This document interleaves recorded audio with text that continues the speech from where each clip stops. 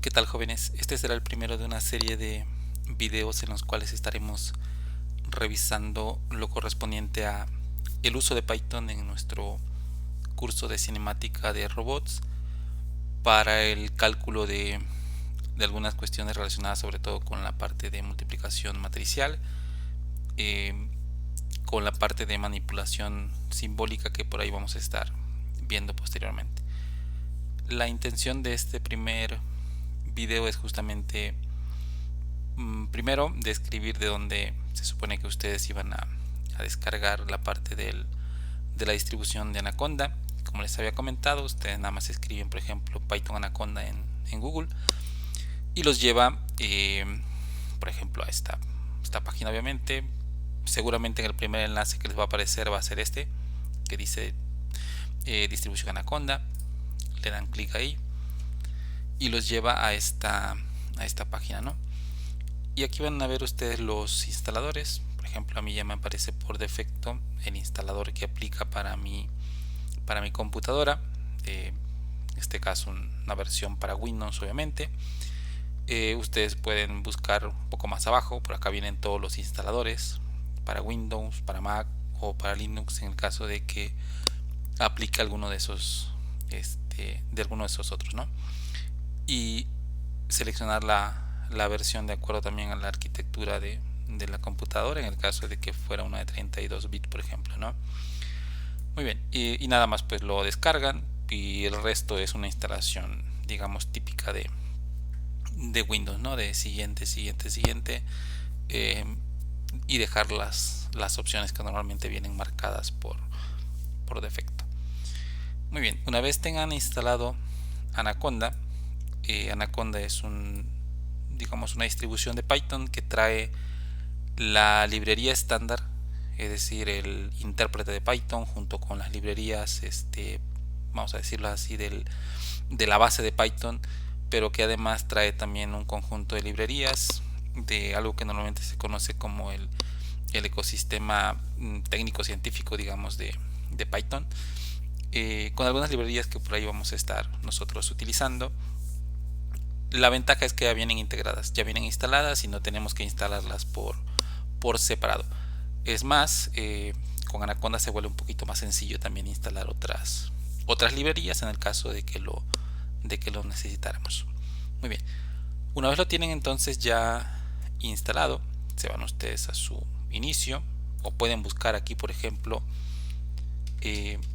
Jupyter. Nosotros vamos a utilizar esa aplicación. Jupyter es una aplicación de las que vienen con la distribución de Anaconda. Es una aplicación, digamos, web, porque corre en el explorador básicamente. Obviamente corre de forma local, no necesitan, por ejemplo, internet para que pueda ejecutarse, ni mucho menos. Corre de forma local, no hay ningún problema en ese sentido. Muy bien, por ejemplo, aquí busco Jupyter, selecciono la opción que viene ahí, va a aparecer una consolita como esa que observan en la pantalla y les va a abrir en el explorador una interfaz como la que observan aquí. Normalmente se abre en la carpeta del usuario. Por ejemplo, acá podemos ver algunas carpetas que vienen ahí en ese directorio, documentos, descargas, etcétera, etcétera. Si ustedes van, por ejemplo, a documentos, les abre la carpeta, pueden regresar a la carpeta raíz aquí. Voy a aumentar nada más aquí el tamaño un poquito para que se aprecie mejor. Por ejemplo, ahí no están todas las carpetas. Por ejemplo, yo me voy a ir a esta carpeta donde voy a empezar a guardar los archivos que vayamos generando, que es la de Google Drive. Me voy a ir acá donde dice asignaturas, voy a entrar a la de cinemática de robots. Si se dan cuenta, es como el explorador de Windows, es decir, vamos explorando, vamos entrando a carpetas o abriendo archivos, lo que sea, ¿no? Por ejemplo, voy a entrar aquí donde dice tareas y actividades 2202 y ejemplos de clase, y por acá voy a entrar donde dice nbooks y listo, ya estoy en el directorio en el cual quiero estar, ¿no? Así ustedes pueden ir explorando en su interfaz. Si quieren regresar a la carpeta raíz, simplemente le dan aquí, ¿sale? Esa ubicación es la misma que yo tengo aquí, por ejemplo, en el explorador de Windows, exactamente la misma dirección. Tengo un archivo que es una imagen y es la misma que puedo observar aquí, que dice python logo.png. Es un archivo de imagen, pues, ¿no? Ok, esta es la interfaz, entonces, digamos, como que primaria de Jupyter. Jupyter, nuevamente repetimos, es una aplicación que viene junto con la distribución de Anaconda. Al final de cuentas es una librería como tal de Python, que hace un conjunto de cosas, ¿no? Jupyter lo que nos permite es crear archivos que le llamamos notebooks o cuadernos, pues básicamente, donde nosotros podemos, además de escribir código Python y ejecutarlo, evidentemente, podemos también escribir texto, podemos escribir ecuaciones, insertar imágenes, tablas, etcétera, etcétera. Es decir, además del código como tal, podemos colocar texto enriquecido, pues como si estuviéramos en un procesador de texto o algo más o menos similar. Evidentemente no con todas las prestaciones como tal, pero sí lo suficiente como para describir de forma adecuada algunas consideraciones que nosotros vamos haciendo en el código, ¿no? Esa es una de las ventajas que tienen los notebooks o los cuadernos de Jupyter, que nos permiten justamente esa parte, ¿no? Muy bien, ¿cómo creamos entonces un archivo de Python? Perdón, de Jupyter. Bueno, antes de pasar a eso, seguramente ustedes están familiarizados ya con Python como tal. Han creado seguramente archivos .py, que es la extensión típica de un archivo de código fuente de Python. En un .py nosotros podemos escribir obviamente texto plano nada más, es decir, código y comentarios y nada más, ¿no? En un archivo de Jupyter, que nosotros vamos a ver ahorita cómo lo vamos a crear, nos vamos a ir aquí a nuevo, aquí donde dice new, y le damos aquí donde dice Python 3, les va a aparecer en la primera opción seguramente. Le damos ahí y nos va a llevar a esta interfaz. Voy a cerrar esto. Nos crea un archivo. Si nosotros regresamos a la pestaña anterior, por ejemplo aquí, observarán que tenemos el archivo nuevo creado. La extensión es esta que viene acá, .ipynb. Básicamente es un IPython notebook. Eso es lo que significa esa extensión. IPython era, bueno, sigue siendo, creo, todavía la base, digamos, sobre la cual se creó Jupyter. Anteriormente era para ejecutar únicamente código Python. Actualmente ya Jupyter es un proyecto un poco más amplio, que ejecuta básicamente bueno, se puede correr, mejor dicho, código fuente de diversos lenguajes, no solamente de Python. Ok, pero bueno, volviendo al punto, ¿no? Vemos que ya se creó el archivo. Nosotros tenemos aquí, esto es el notebook como tal, la interfaz donde nosotros podemos comenzar a escribir código. Y en la parte central aquí, es decir, en esta parte, ustedes pueden notar esto que vamos a llamar una celda. En esa celda yo puedo escribir código o puedo escribir texto, ¿vale? Por ejemplo, si yo escribo acá un 1 más 1 y luego le doy aquí donde dice ejecutar o correr, aquí en run, le doy clic ahí y observen que se ejecuta algo, ¿no? En la consola. 1 más 1 pues es 2, es evidente, ¿no? Funciona como la consola de Python. Si yo quiero hacerlo de forma un poco más rápida, quizás simplemente con el teclado mantengo Shift presionado y presiono Enter sin soltar Shift y hace exactamente lo mismo, es decir, ejecuta la celda. Cuando ejecuto la celda automáticamente me inserta otra. Por ejemplo, aquí podría escribir 10 por 3, ejecuto y me inserta otra celda nueva en la parte inferior, ¿no? Es decir, que si quiero ejecutar una celda, Shift, mantengo presionado y presiono Enter. Muy bien. Estas celdas son celdas de tipo código. Lo puedo saber y lo puedo controlar, digamos, eso mediante este menú desplegable. Si vas aquí, por ejemplo, a la parte superior, le das aquí y lo despliegas, tú puedes seleccionar entre code o código, una opción que dice Markdown y otras dos que no nos van a interesar, al menos por ahora.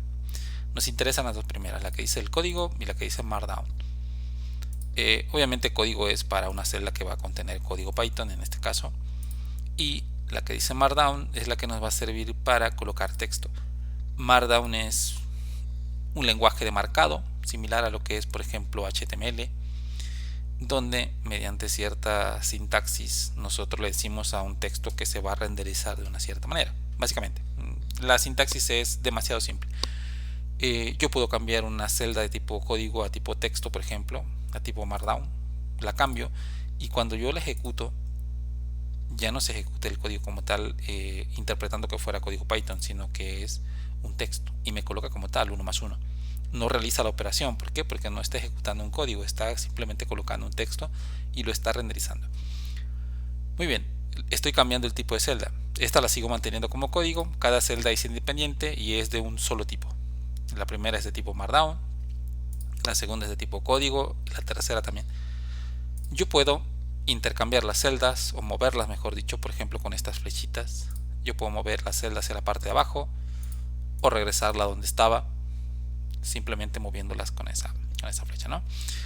Muy bien, puedo agregar celdas, por ejemplo, si yo quisiera insertar una celda aquí intermedia, le doy en el simbolito de más, o si quiero insertar una celda en la parte de arriba, porque por ejemplo el simbolito de más me permite insertar una celda en la parte inferior, es lo que dice, ¿no? Si yo le doy insert, puedo insertar también una celda encima con esta opción, o utilizar lo que me dice, no, si yo presiono por ejemplo la tecla A, me dice que inserta una celda arriba, y observen, estoy presionando en este momento la tecla A e inserta una celda en la parte superior de la celda en la cual estoy posicionado, obviamente, ¿no? Muy bien, puedo quitar celdas, por ejemplo, una opción sencilla es, estoy aquí seleccionando esta celda, presiono 2 veces seguida la tecla D y vean, voy borrando celdas cuando yo presiono de manera consecutiva de borrar, ¿sale? Siempre y cuando esté en el modo de selección de la celda.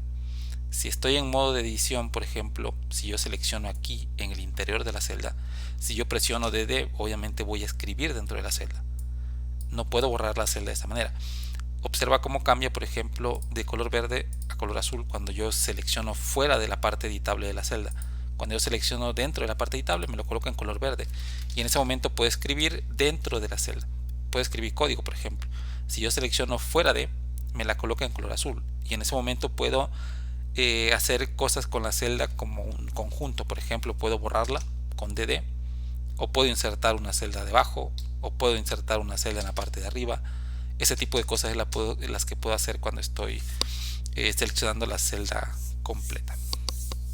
Muy bien. Y bueno, puedo escribir, como mencionábamos, texto. Por ejemplo, si yo quiero escribir un título, le puedo escribir anteponer una almohadilla al texto. Por ejemplo, este es un título, voy a colocar aquí introducción a Python, ¿no? Y listo, me lo renderiza como un título. Aquí abajo puedo escribir texto normal, por ejemplo, este es un texto ordinario, vamos a colocarlo así, y me lo renderiza como un texto, un párrafo ordinario, ¿no? Puedo insertar lo que ya comentamos, por ejemplo, un listado, por ejemplo, un numérico. Vamos a listar, por ejemplo, no sé, asignaturas de la carrera, por ejemplo, ¿no? Voy a suponer funciones matemáticas. Voy a listar, por ejemplo, química, por decir algo, física, mecánica de cuerpo rígido, por poner alguna, ¿no? Y le doy enter. Observa que por ejemplo no es necesario que yo coloque 1, 2, 3, 4, etcétera, etcétera. Automáticamente cuando yo coloco el 1 interpreta que yo estoy colocando un listado ordenado, es decir, un listado numérico que tiene un orden, ¿no? Y automáticamente indica en qué lugar va cada uno de ellos sin ningún problema. Se pueden hacer listas no numeradas simplemente colocando, por ejemplo, un asterisco. Y lo mismo, no, vamos a listar otras materias, por ejemplo, cinemática de robots, cinemática de mecanismos, y esa es una lista no numerada, simplemente colocando un asterisco. Muy bien, puedo colocar también, por ejemplo, un texto en negritas. Para ello lo encierro entre un doble par de asteriscos. Este es un texto en negritas y listo. Puedo insertar también, por ejemplo, ecuaciones. Voy a colocar un subtítulo acá, insertando insertando ecuaciones. Y voy a colocar, por ejemplo, voy a insertar otra celda. Por acá la voy a colocar de tipo Markdown. Y para insertar ecuaciones yo encierro eso entre signos de peso, dólares, como quieran verlo. Un doble par si yo quiero centrar mi ecuación. Y para insertar una ecuación, o para escribir mejor dicho una ecuación, yo tengo que utilizar otro lenguaje de marcado que se llama LaTeX o LaTeX, como quieran verlo, que es un lenguaje expresamente, digamos, creado y utilizado para escribir ecuaciones y para componer texto también. Texto sobre todo que es del ámbito, digamos, un tanto científico. Se utiliza muchas veces en ese ámbito, sobre todo en la parte, digamos, académica. Facilita mucho el trabajo de componer textos en cierta manera, bajo ciertas consideraciones también, obviamente. Por ejemplo, si yo quiero escribir una ecuación, utilizo una sintaxis particular que al final va a convertirse, digamos, en la ecuación como tal.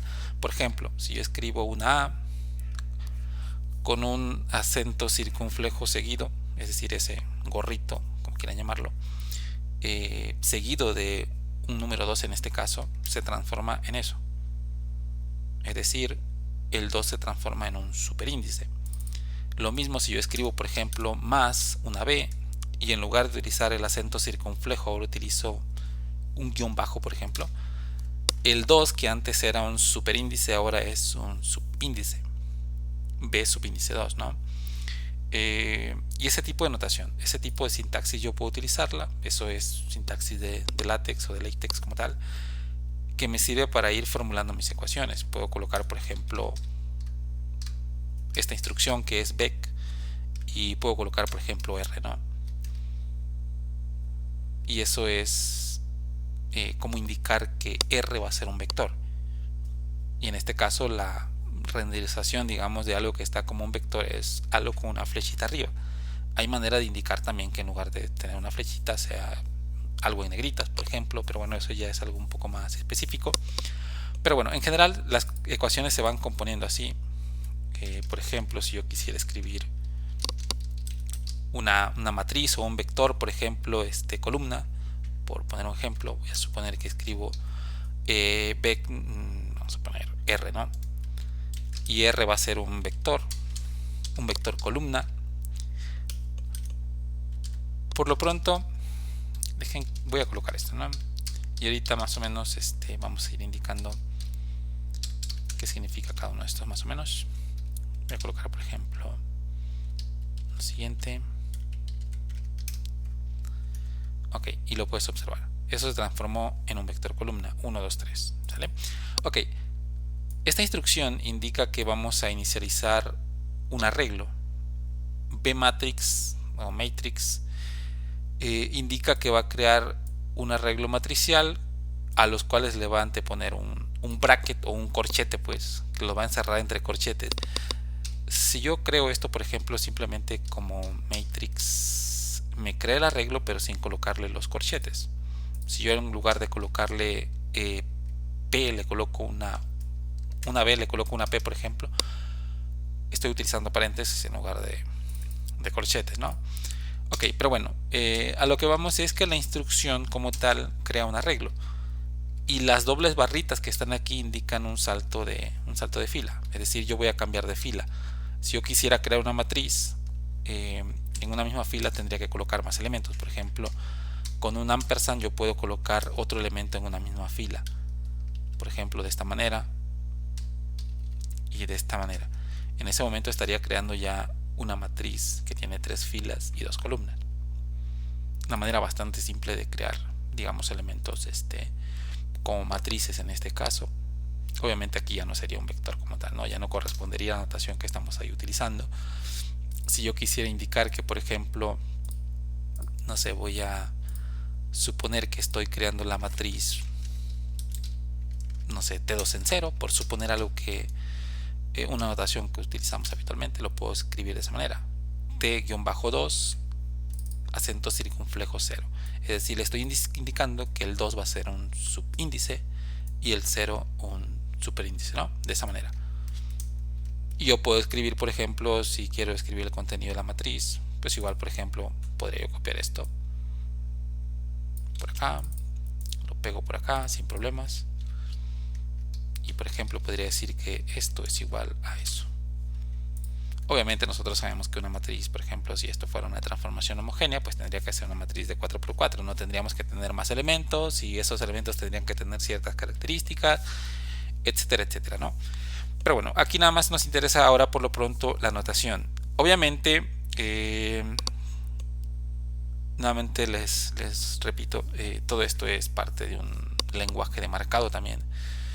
No es necesario como tal que nos aprendamos de memoria toda la sintaxis, a lo mejor alguna de la que utilicemos de manera repetida. De lo contrario, pues nosotros simplemente nos guiamos, buscamos aquí, ¿no? Por ejemplo, LaTeX, matemáticas, por ejemplo, o math symbols, como quieran, en inglés o en español lo pueden buscar y pueden encontrar, por ejemplo, un listado de símbolos o sintaxis, pues más más común. Por ejemplo, aquí pueden encontrar la manera en que se escriben las letras griegas. Por ejemplo, si yo quiero la alfa, nada más escribo el nombre así como tal, anteponiéndole una diagonal invertida, es decir, de esta manera. Por ejemplo, yo escribo alfa así y tengo la letra alfa, aquí la puedo observar, ¿no? Y aquí me dice cómo puedo escribir cada cosa. Y lo mismo acá puedo ir buscando. Por ejemplo, aquí hay un PDF con muchas con mucha información acerca de cómo puedo crear símbolos, expresiones. Por ejemplo, aquí puedes observar, mira cómo podemos componer un límite, por ejemplo, o esta expresión que tenemos acá, o esta expresión que tenemos acá, por ejemplo, cómo las puedo ir escribiendo utilizando ese lenguaje, ¿no? Por ejemplo, acá viene la matriz. Si yo copio este código, este que está aquí, me va a producir lo que yo observo del lado derecho y lo puedo pegar, por ejemplo, acá, ¿no? Y observen que efectivamente lo esperable es que se produzca justamente eso, ¿no? Y lo puedes observar, aquí está la matriz que tenemos acá, que es esta misma. Obviamente se produce con ese código que tenemos acá. Obviamente ahí se están utilizando paréntesis en lugar de los brackets o de los corchetes, pues, ¿vale? Y aquí puedes encontrar, por ejemplo, la manera en que podemos escribir cualquier operación matemática, alguna notación matemática en particular. La puedes encontrar, por ejemplo, en páginas como estas sin mucho problema.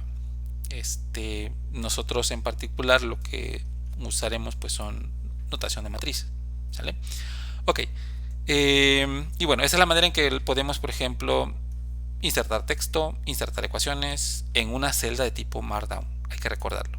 Para que yo pueda colocar esto, tiene que ser una celda de tipo Markdown. Si yo intento colocar esto mismo en una celda de tipo código, me va a marcar un error. Me marca un syntax error porque eso no es código Python, obviamente. Y el programa Jupyter interpreta que si hay una celda de tipo código, el código tendría que ser código Python. Cuando es una celda de tipo Markdown, evidentemente espera que sea código Markdown, básicamente, ¿sale? Ok, se pueden también insertar imágenes, pero bueno, para no alargar mucho el video, vamos a irlo cortando hasta aquí. Nada más vamos a cerrar con la manera en que nosotros podemos cambiarle el nombre al archivo. Por ejemplo, aquí tiene un nombre por defecto, ¿no? Lo podemos cambiar, le damos clic aquí en la parte superior donde está el nombre por defecto y lo cambiamos. Por ejemplo, vamos a poner introducción a Jupyter. Le damos enter y ya lo renombramos. Observa que, por ejemplo, aquí cuando veo en la carpetita está el archivo ya creado con ese nombre que ya le hemos cambiado. Puedo guardarlo aquí en el simbolito del disquete, le doy guardar y luego me voy acá donde dice file y selecciono la última opción, la que dice close and halt. Lo que hace es cerrarlo y detener también la ejecución de este notebook. Si nosotros lo cerramos desde, por ejemplo, acá, lo cierra, pero ocurre algo que no lo detiene, es decir, se sigue ejecutando todavía. Aquí, por ejemplo, en esta pestaña de running pueden ustedes ver los archivos que están en ejecución. Lo recomendable es detenerlos y cerrarlos, y para ello tenemos que seleccionar la opción que ya mencionamos, file, la última opción de close and halt, y listo. De esa manera estaríamos tanto cerrando como deteniendo la ejecución. Si observan, por ejemplo, en el momento en que nosotros hacemos eso, el archivo se coloca ya en color grisecito, que indica que ese archivo pues ya no está ejecutándose como tal. Si lo queremos volver a abrir, simplemente clicamos sobre él y todos los cambios que habíamos realizado previamente están ahí guardados. Podemos volver a modificar, podemos volver a guardarlo sin ningún problema. Y es como cualquier otro archivo, lo podemos mover a otra carpeta y todo lo demás, ¿no? Muy bien, vamos entonces a cerrar hasta aquí este primer video.